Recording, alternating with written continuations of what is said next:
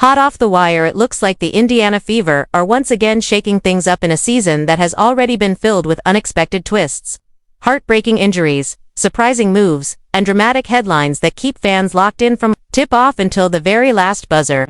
And just when many thought the Fever's campaign was going to spiral further into uncertainty after losing key guards and watching Caitlin Clark battle through setbacks, the franchise decided to pull another card from the deck and add a brand new face to the roster.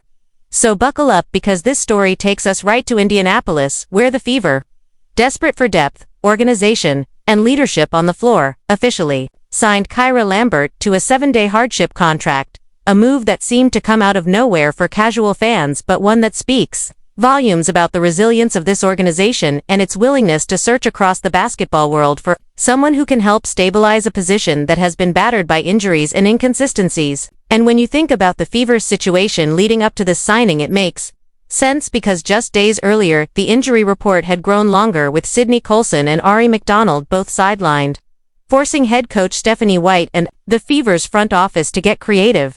And while many people assumed they might call up a G League affiliate type or a more well-known free agent guard, instead, they scouted Lambert, a player with no previous WNBA minutes but an extensive resume overseas, particularly in Greece, where she was lighting up the scoreboard with 15 points per game and knocking down shots at a deadly 42% clip, from deep, earning recognition as Europe's Guard of the Year, which is no small accolade, especially considering the competition in the A1 League.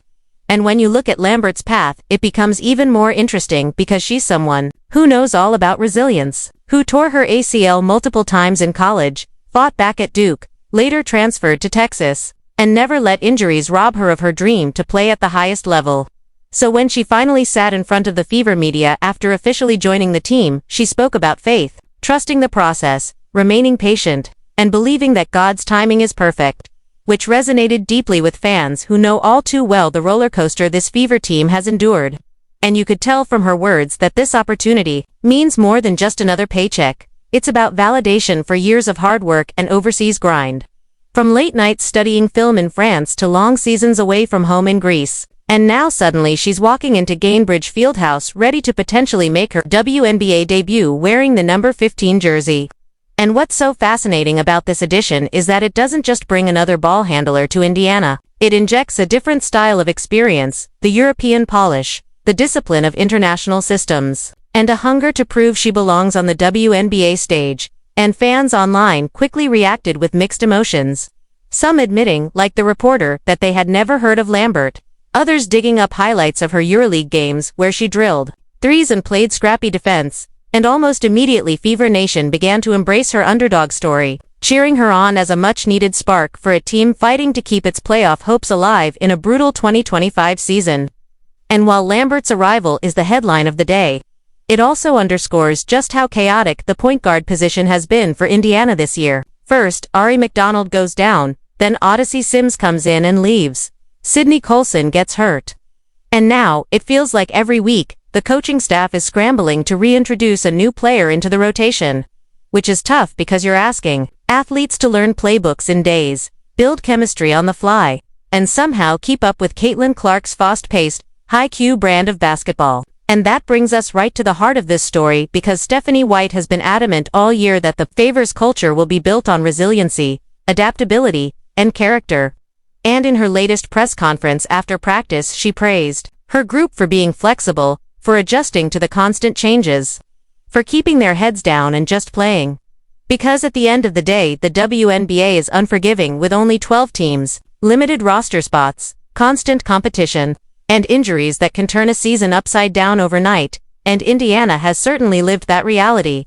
But with Lambert stepping in, White hopes to at least bring some stability to the backcourt, to ease the burden on Clark, who has been carrying massive minutes, dealing with physical play every night, and trying to balance scoring with playmaking responsibilities. And when you hear White talk about it, you realize she's not sugarcoating anything. She admits turnovers have been a problem. She admits foul trouble and depth issues have cost them games, but she also sees the fight in her roster. The ability to keep battling even when circumstances feel overwhelming. And that's what makes this Lambert signing more than just paperwork. It's symbolic of a team refusing to quit. And Lambert herself embodies that spirit perfectly, because she's been the comeback kid since her ACL days. She's been the overseas warrior grinding without the spotlight.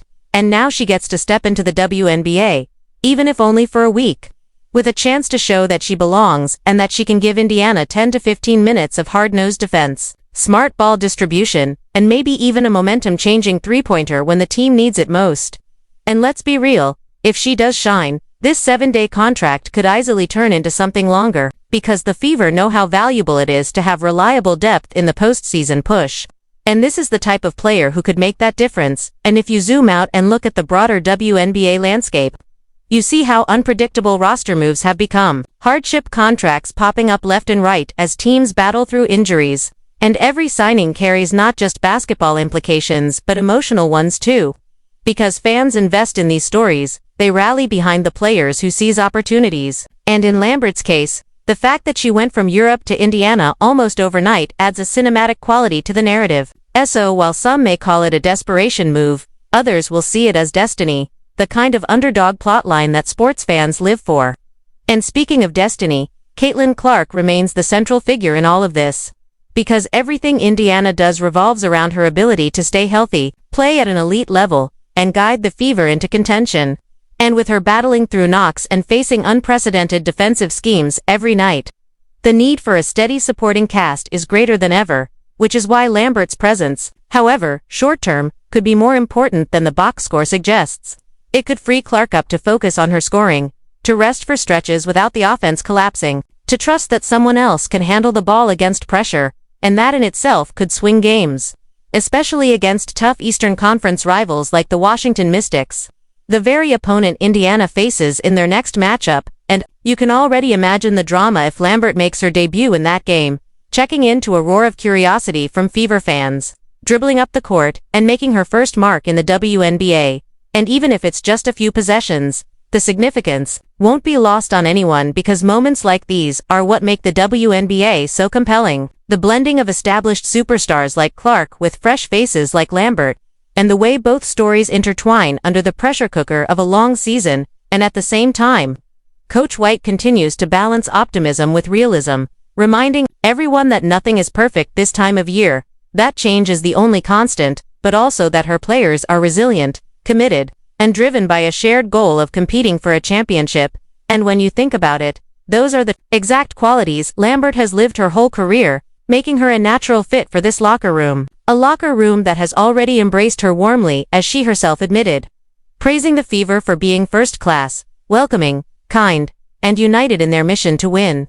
And when you tie all these threads together, Lambert's journey, Clark's burden, White's leadership, the team's injuries, the fans hope you realize that this single 7-day contract is about much more than just filling a roster spot. It's about belief, resilience, and the endless unpredictability of basketball. And whether Lambert turns into a key piece or simply a short-term bandage, she will forever be part of this Fever chapter. The moment the team refused to fold, the moment they found a new spark in the middle of chaos, and as the ball tips in Indianapolis tomorrow night against Washington, all eyes will be watching to see how this story unfolds. Because in sports, sometimes the most unexpected names deliver the biggest impact, and Kyra Lambert might just be next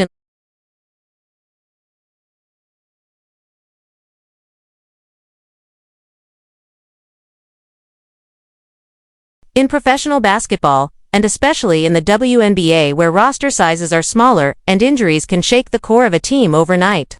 Adaptability is not just a nice quality but a survival trait, and when you look at how this team has handled the second half of the season, it is clear that their story has been less about perfect execution or flawless rotations and more about a relentless commitment to flexibility, preparation, and the willingness to compete no matter the circumstances. And that reality comes across in every conversation with the coaching staff as they describe how they've had to bring in new players like Chloe, Tyra, Odyssey, and Kyra, each with different levels of experience, familiarity, and skill sets, and then immediately find ways to integrate them into live game situations with very little time for structured practice, which forces coaches to balance between having a loose template of plays and concepts they know will work with certain personnel and the on-the-fly improvisation that comes when you are literally figuring out who is comfortable handling the ball, who can space the floor against a long defender, and who can switch onto a tougher matchup without giving away too much on the defensive end.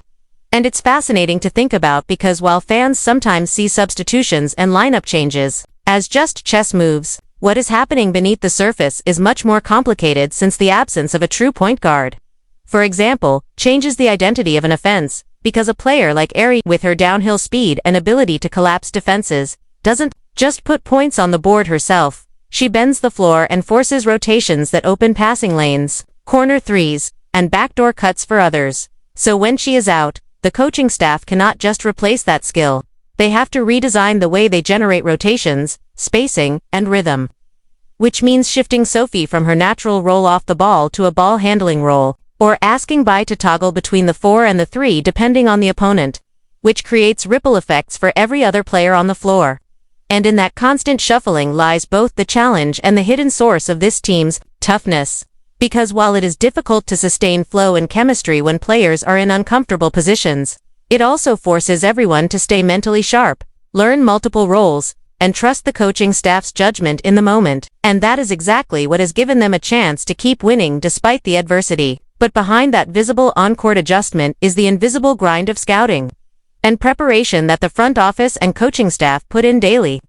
And it is worth pausing on that because when a player like Kyra Lambert becomes available, it is not as simple as seeing her name and signing her.